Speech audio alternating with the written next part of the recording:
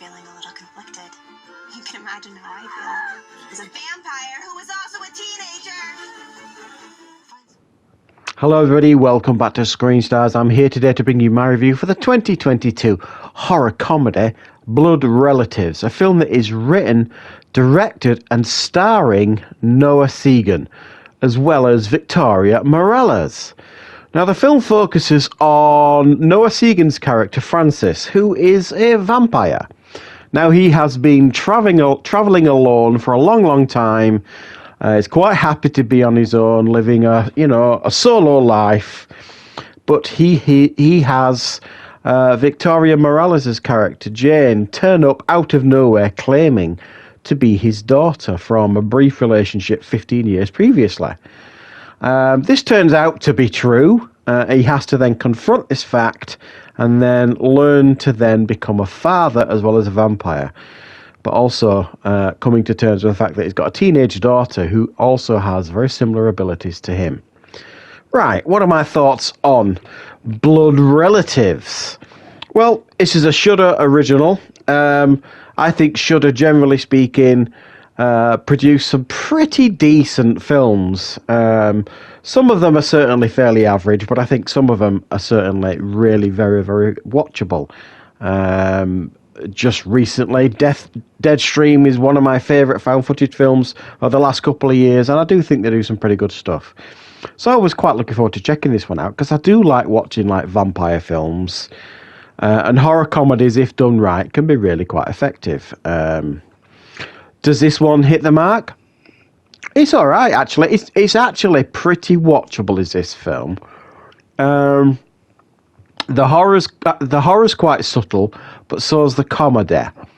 It's more like a soap opera or like a relationship drama or a coming of age type film, crossed with a road trip, and it's just kind of the vampire dynamic is kind of thrown into the mix.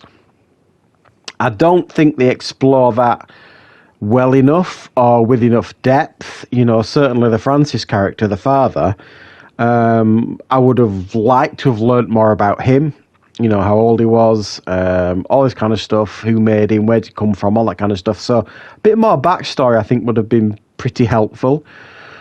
There's a scene in the film where he kind of, at this point, is kind of dumped to somewhere because he don't want to face any responsibilities, and he goes and sees somebody who is clearly somebody from his past. Now, obviously, he never grows old, so he's got some people that he's crossed paths with in his past who have grown old and do know him. And again, it kind of hinted at who it was, but you didn't really learn an awful lot. So I think there was a little bit of a missed opportunity for us to learn more about certainly the Francis character.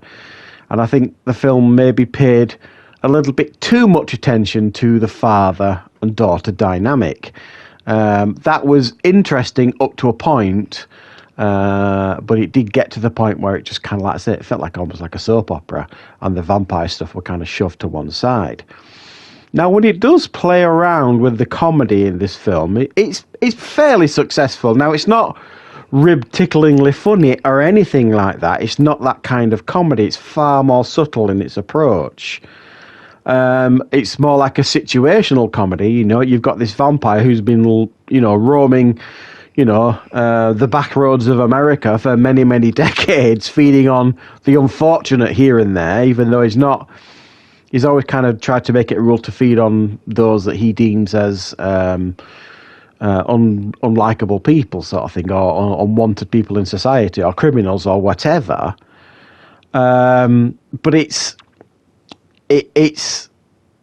essentially, it's like a road trip, really, this film. And I think the film does a fairly good job of presenting that to us as an audience. But it never really goes beyond that. And like I say, the situational comedy type stuff is more like taking this vampire out of his comfort zone, because he realizes that he's got to be a father to this teenager who has some of his abilities, even though she can go out in sunlight and things like that. She's almost like a female Blade to some degree.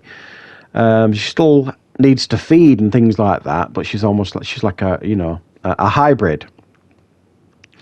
So he's got to get out of his comfort zone and kind of settle down, get an identity, live in a house so that she can attend school and all this kind of stuff. And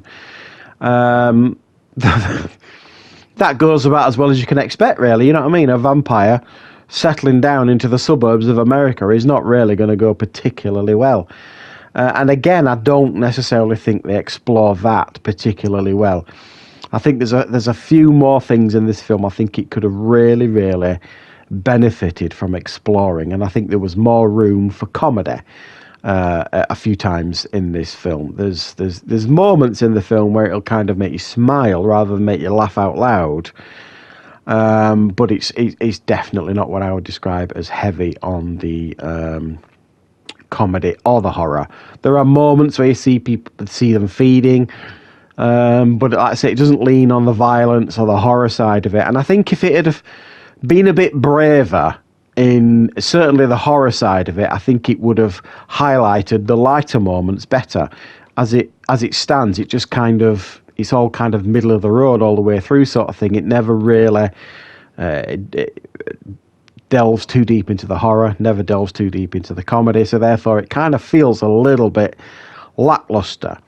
But it's well made. It's, you know, it's got good performances, and it is very, very watchable. I just think there are aspects of it that I think were certainly a missed opportunity, and I think they could have explored the characters a little bit better than we actually got, and maybe was a little bit braver in some of the horror, and a little bit more slapstick in some of the comedy, perhaps.